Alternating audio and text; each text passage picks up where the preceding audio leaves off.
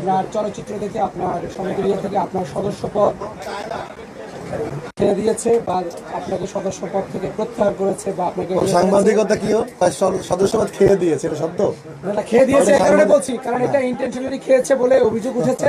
আপনি সেই বিষয়ে কি বলবেন, তারা তাই শুনতে চাচ্ছে, আপনি সেই বিষয়ে কি বলবেন? আসলে কি যেহেতু নির্বাচন ইশতেহার ঘোষণা হয়ে গেছে, তারিখ ঘোষণা হয়ে গেছে, এটা কি কোনো নিয়মে আছে কিনা বা কোনো ইশতেহারে লেখা আছে কিনা বা কোনো সংবিধান আছে কিনা যে সদস্যপদ বাতিল কর?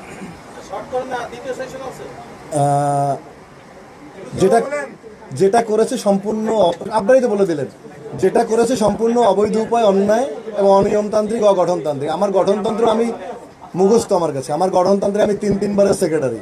একটা গঠনতন্ত্রে কাউকে যদি দোষী সাব্যস্ত করতে হয় তাকে পরপর 3টে নোটিশ দিতে হবে, তার 3টার উত্তর নিতে হবে। তারপর যদি উত্তর মনোভূত না হয় তখন কার্যনির্বাহী পরিষদ তাকে জানাবে, আপনার উত্তর সন্তোষজনক না হয় আপনার সদস্যপদ স্থগিত করা হলো।